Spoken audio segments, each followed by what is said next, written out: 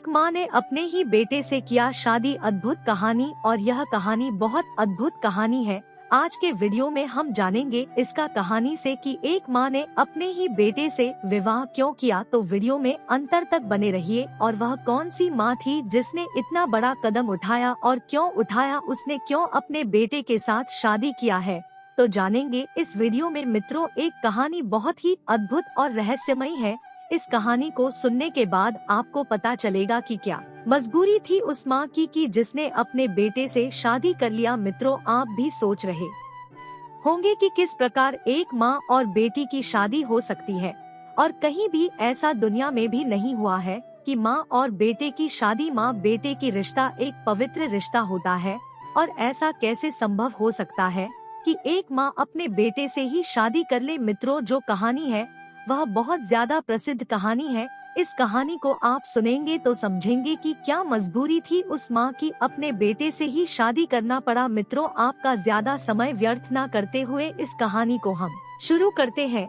इससे पहले अगर चैनल को आप सब्सक्राइब नहीं किया तो सब्सक्राइब करें, वीडियो को लाइक करिएगा। एक बेमाता थी। बेमाता होती है जो सबके कर्मों का लेखा जोखा करती है, सबके नसीबों को लिखती है कि वह जिंदगी में क्या करेगा, वह कहां तक जाएगा। तो एक दिन बेमाता सभी के कर्मों को लेखा जोखा कर रहे थे। तभी बेमाता जमीन पर कुछ लिखती है और उसे फिर से मिटा देती है।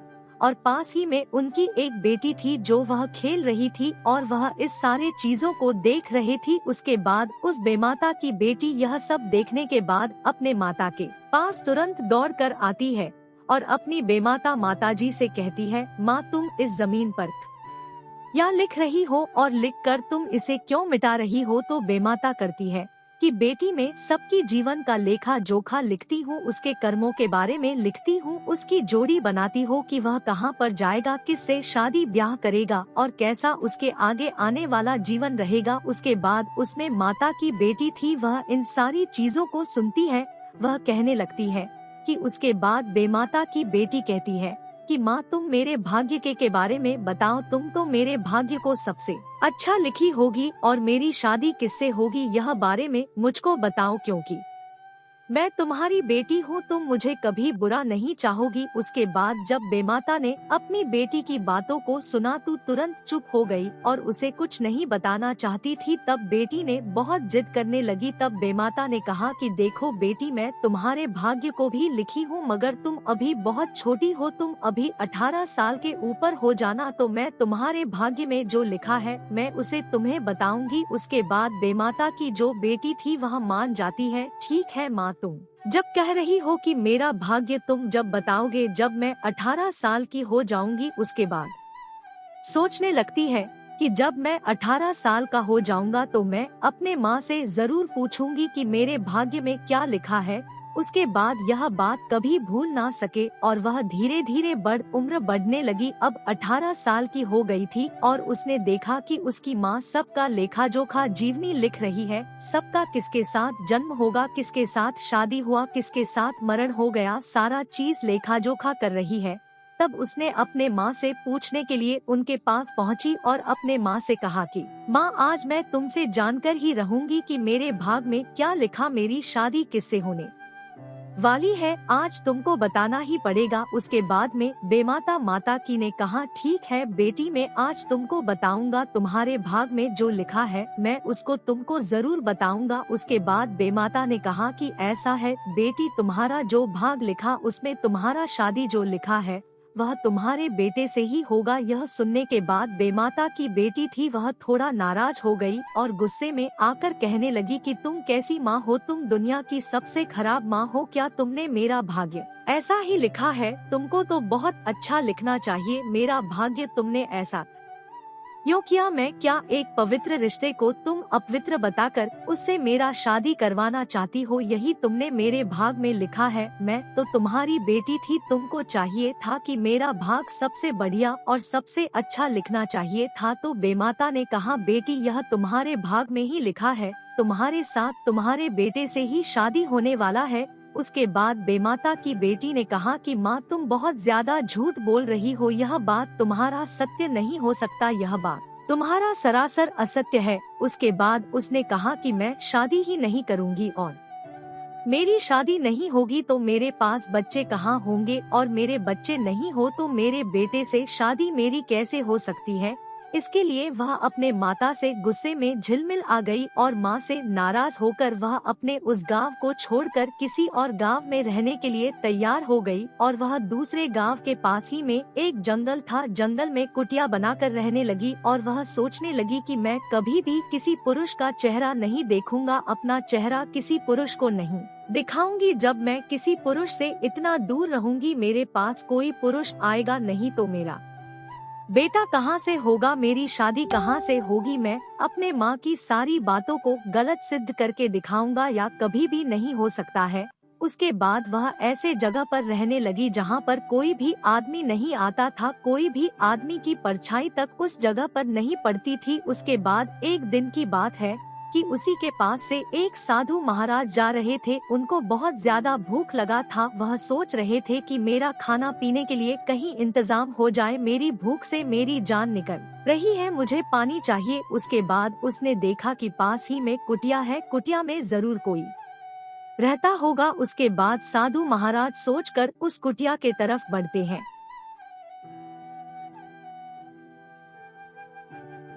और साधु महाराज ने दरवाजा खटखटाया और कहा कि कोई अंदर है तो मुझे पानी और खाना दे दे, मुझे बहुत ज्यादा भूख लगी है, मेरी भूख से जान चली जा रही है।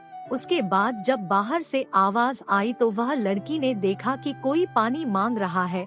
उसके बाद उसने तुरंत उठा और पानी पास में पड़े घड़े से दे दिया और अपना चेहरा पूरी तरह से ढकी हुई थी। उसने कसम खाई थी कि मैं कभी भी अपना चेहरा किसी को नहीं दिखाऊंगी, चाहे कुछ भी हो जाए, ना मैं किसी को दिखाऊंगी ना किसी की देखूंगी। उसके बाद उसने पानी घड़ा दरवाजे के पास रखकर वापस अंदर जाकर दरवाजा बंद कर ली। उसके बाद साधु महाराज ने पानी पिया। उसने कहा कि बेटी कुछ खाने के लिए मुझे दे दो। उसके बाद वह लड़की फिर से उठी और साधु महाराज को खाने के लिए बाहर खाना रखकर फिर अंदर दरवाजा बंद कर ली। उसके बाद साधु महाराज ने खाना पीना खाने के बाद उस लड़की से इतना ज्यादा परेशान हुए कि जाते जाते उसे आशीर्वाद दे गए कि जा, तेरे गर्भ से ही बहुत सुंदर एक बालक का जन्म होगा। मगर साधु महाराज को क्या पता था कि यह लड़की जो है वह कुंवारी है। उसके बाद साधु महाराज के प्रभाव से उस लड़की ने गर्भ धारण कर लेती है और उस लड़की को कुछ समय बाद एक सुंदर बेटे का जन्म होता है। और लड़की सोचती है कि कहीं बेमाता की जो बातों को बताया था वह सत्य ना हो जाए, और यह सोचकर वह उस लड़के को मारने की सोचती है। मित्रों, आप लोग सोच रहे होंगे कि बिना बीज पानी का कैसे पौधा पनप सकता है।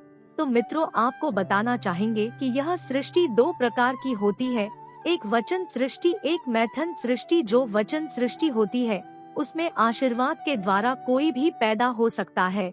जिस प्रकार वचन सृष्टि में महाभारत में आप भी जानते होंगे धृष्टराज का जन्म हुआ था, और मैथन सृष्टि में जब एक पति पत्नी के बीच में क्रियाकलाप होता है तब एक जीव का जन्म होता है, उसे मैथन सृष्टि कहते हैं।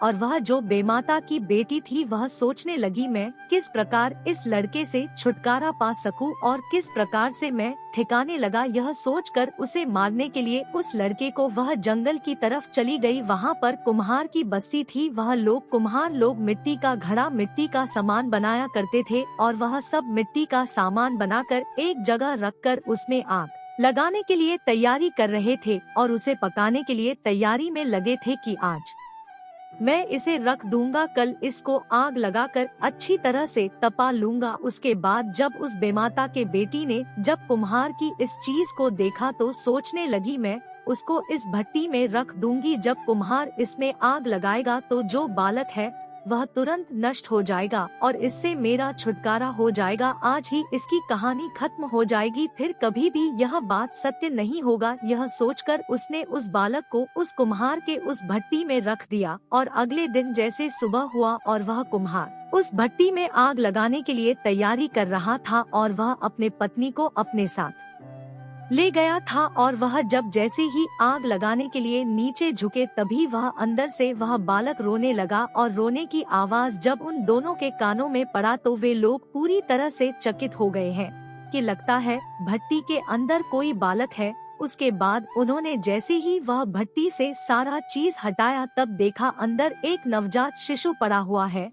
तो उन्होंने सोचा कि लगता है भगवान की कृपा है, मेरे पास भी संतान नहीं है, मैं इसका पालन पोषण करूंगी और मैं यही मेरा जिंदगी का उद्धार होगा। यह सोचकर उसने भगवान को धन्यवाद देते हुए कहा, हे प्रभु, आज तुम मेरी मनोकामना जो थी वह पूरा कर दिया। उसके बाद वह लड़का का पालन पोषण करने लगी और जो धीरे धीरे वह लड़का बड़ा हो गया और वह उस कुमार को ही अपना माता पिता मानता था। वह नहीं जानता था कि वह किसी और के माता का बेटा है। तो उसने अब पास ही में एक राजा का महल था, उसमें उसका राजा का बेटा से दोस्ती हो गया और वे दोनों आपस मिलकर हंसी खुशी खेलते थे। और राजा ने देखा कि उसके लड़के के साथ एक कुमार का लड़का खेल रहा है, उनके आपस में मित्रता भी बहुत बढ़िया है। तो राजा बहुत खुश हुआ और उस कुमार के लड़के को अपने घोड़े के अस्तबल में नौकरी दे दी। नौकरी पाकर वह लड़का बहुत खुश हुआ और उसका काम था कि रोज सुबह उठकर उन घोड़ों को घुमाना फिराना चलाना। उसके बाद वह नियमित तौर पर वह काम रोज करता था और रोज ले जाकर घोड़े को चराता फिर आता और उस कुटिया के आसपास सारे घोड़ों को चराता था जहाँ बेमाता माता की बेटी थी। जब एक बेमाता की बेटी बाहर निकलकर कोई काम करने जा रहे तभी देखा कि एक सुंदर सा नौजवान घोड़े को चरा रहा है और उस पर सवारी भी कर रहा है। वह उसकी सुंदरता पर मोहित हो गई, क्योंकि उस समय वह कुमार का जो लड़का था जो राजा के पास नौकरी करता था हुआ अभी नौजवान और खूब सुंदर, और उसकी शरीर की सुंदरता देखकर कोई भी मोहित हो जाए। जब भी माता की बेटी ने देखा तो उसने सोचा कि है कितना सुंदर नौजवान है, उसको देखकर उस मोहित हो गई, दिल उस पर आ गया, वह उसके लिए दीवानी हो गई पूरी तरह से। और वह लड़का आप 3 से 4 दिन उसी जगह उस घोड़ों को चराता था। एक दिन हुआ बे माता की बेटी थी उस लड़के के पास जाकर बोलती है कि तुम कौन हो, तुम कहाँ के रहने वाले हो। तो उसने बताया कि मैं पासी के गांव में का कुमार का बेटा हूँ और मैं राजा के यहाँ पर नौकरी करता हूँ, और तुम्हारा पूछने का यह मतलब है, तुम क्यों पूछ रही हो। बेमाता की बेटी ने कहा कि मैं तुमसे प्रेम करने लगी हूँ, मैं तुम्हारे बिना नहीं रह सकती हूँ और मैं तुमसे शादी करना चाहती हूँ। तुम अपने माता पिता से पूछ कर आना है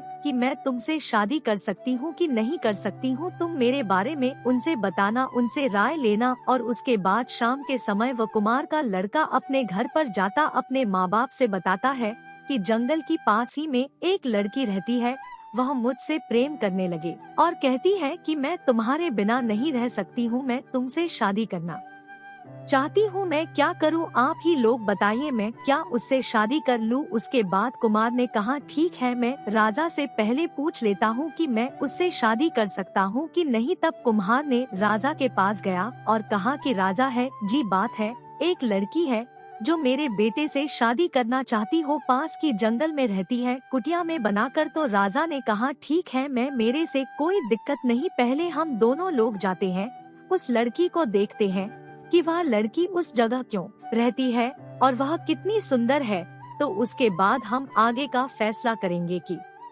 शादी करना है कि नहीं करना है। उसके बाद राजा ने जब उस लड़की के पास पहुंचा और कहा कि क्या तुम इस लड़के से प्यार करती हो, प्रेम करती, तुम उससे शादी करना चाहती हो। तो वह भी माता की लड़की ने कहा हाँ, मैं उससे शादी करना चाहते, मैं इसके बिना नहीं रह सकती हूँ। उसके बाद राजा ने कहा ठीक है, मैं तुम्हारी दोनों की शादी करा दूंगा। उसके बाद उन दोनों की शादी करा देते हैं और माता की जो बेटी थी अपने ही बेटे से शादी कर लेती है। उसके बाद हुआ जब पहली रात्रि को दोनों एक साथ मिलन करते हैं, तभी वह भी माता की लड़की को कुछ ऐसा लगता है कि हम लोगों के बीच में कुछ गलत हो रहा है। तो उसने पूछना चाहा कि तुम हकीकत बताओ, तुम्हारी उम्र कितनी है और तुम इनके बेटे हो कि नहीं। तो उसके बाद कुम्हार का लड़का ने कहा कि मुझको पता नहीं है, मेरे माँ बाप से पूछना पड़ेगा।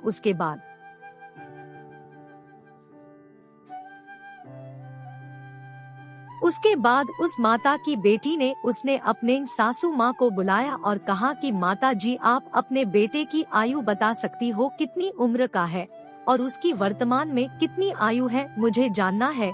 तो सासू माँ ने कहा कि बेटी देखो, मैं इसकी आयु को बता नहीं सकती हूँ क्योंकि यह मेरा बेटा नहीं है, तो वह बेमाता माता की लड़की थोड़ा घबरा गया, पूछ लेगी कि आपका बेटा नहीं हो तो एक किसका बेटा है।